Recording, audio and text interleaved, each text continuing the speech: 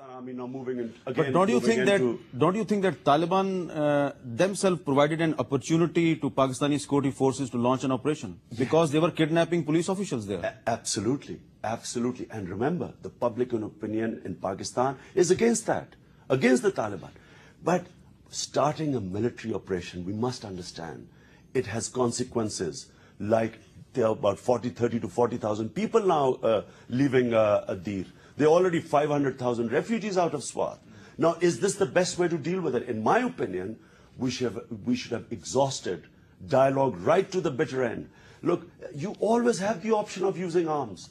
In my opinion, if George Bush on 9/11 had just taken a deep breath and said, look, is there an other way?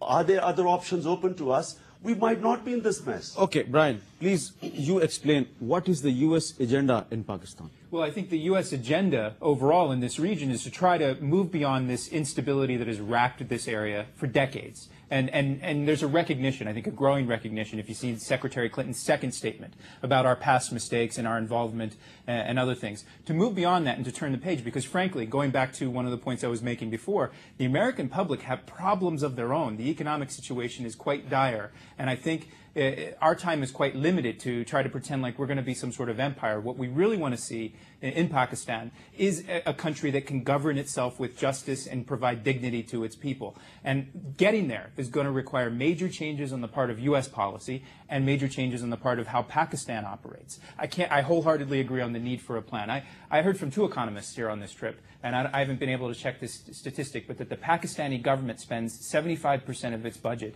on either debt servicing or the military. And to me, just as an independent analyst, that is not a system that is going to be able to sustain itself, particularly with 170 million people, with the vast majority of those living underneath the poverty line. So there's going to be a need to change the system here.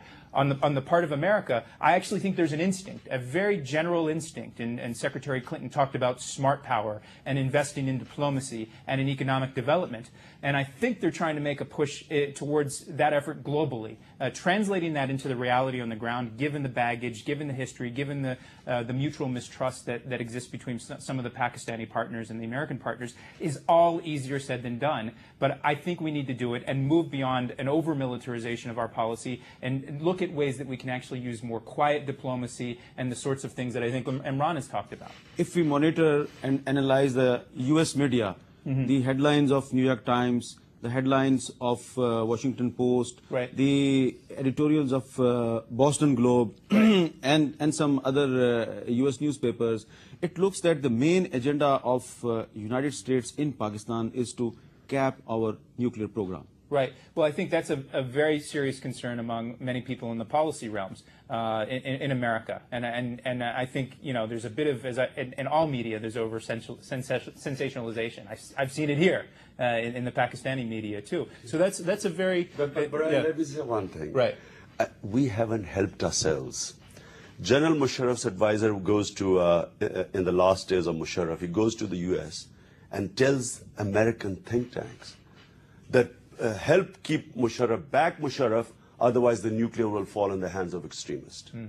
Then Asif Zardari goes to Japan and at the conference says that we are fighting for the world. If we lose, the world loses. Now, what is the world supposed to think about that? I mean, this is a classic... What is your personal opinion? Do you think that our nuclear weapons can fall in the hands of Taliban?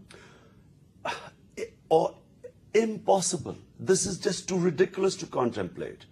But what is happening is that we ourselves, in order to get the US dollars, now that's why I say it's a curse. Aid is a curse for Pakistan. Brian is absolutely right.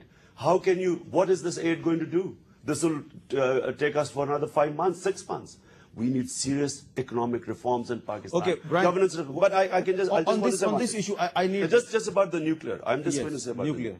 That aid is not going to help Pakistan. We need reforms. But we ourselves propagate this thing. That, you know, in order to get the American dollars, we keep saying Taliban are 60 miles, they're coming over Margalas. We are perpetuating this myth. Okay, Brian, I need your categorical statements. Right. Do you think that Taliban can take over Islamabad and they can also take control of our nuclear weapons? I actually think it's a very low chance. I don't think it's zero. Brian, it's impossible. Well, I'm telling you, it's impossible. Okay, it's zero. Okay. If you know the Taliban movement, it is not possible. Imran, Sorry. Brian. I think it's close to zero, but given that threat, we need to guard against it. My argument, and I think this is a common argument here, is that the best way to guard against that is to help Pakistani people govern their society with justice and dignity. And I actually think there's an instinct in trying to do this. In the aid that's been proposed, the tripling of non-military assistance, I agree. Unless there's fundamental reform, there's a very real risk that all of this will be wasted and we'll just line the pockets of political elites. Yeah. And this is where I think, you know, the question of metrics and actually having clear goals and having a plan. But it's got to be a comprehensive plan. It shouldn't just be a plan that is piecemeal. It should be integrated with what other countries are offering. It should be integrated with this Friends of Pakistan initiative, and it should have a vision. And that's the one thing that I think is missing from the Pakistan policy right now, is where do we want to be in 2015 in the medium and long term. And there is another time of a short break. Stay with us. Welcome back. Brian Cathalas, your think tank Center for American Progress wrote a comprehensive report about how to develop U.S.-Pakistan relations. And you have written that insurgent groups use drone attacks to bolster their anti-U.S. propaganda through arguing that they are fighting Americans who launch attacks on Pakistani territory. Yes. What is your opinion on U.S. drone attacks in Pakistan? Well, I think these attacks should be a very, very, very last resort. And I actually think that you should look at the risks and the downsides, and they're considerable. There have been many innocent people who have been killed as a result of this. Last resort means that you support this idea. Well, a very, very, very last resort. And I'll tell you what, on this trip, many Pakistanis in the government, but then outside, to say, look, you know, if there is no system of governance where the police can actually arrest individuals, and that's my ideal. I think that's the ideal of many Americans. So you met some Pakistanis who were also supporting U.S. drone attacks in Pakistan? Oh, absolutely. I think, I think that there's perhaps even, people talk about, you know, double talk or things like this on the part of the U.S. government. It's not their first option. Imran, if some Pakistanis are telling Brian that U.S. drone attacks are good for Pakistan, then why you oppose drone attacks? You know, Hamid, unfortunately, we still have in Pakistan this old colonial mentality, the slave mentality here. And they want to tell the Americans what they want to hear, not what is the right thing. Most of these people actually have no idea what is going on in the tribal areas. They cannot even distinguish between the various forms of Taliban. Anyone who now today opposes the US is now Taliban. There were no drone attacks in Swat. But the situation in Swat is now becoming more complicated than Waziristan. Exactly, because we did not deal with Swat, but what was the original reason why people in Swat rose up? Remember the reason why in Swat, the first uprising was in 1977.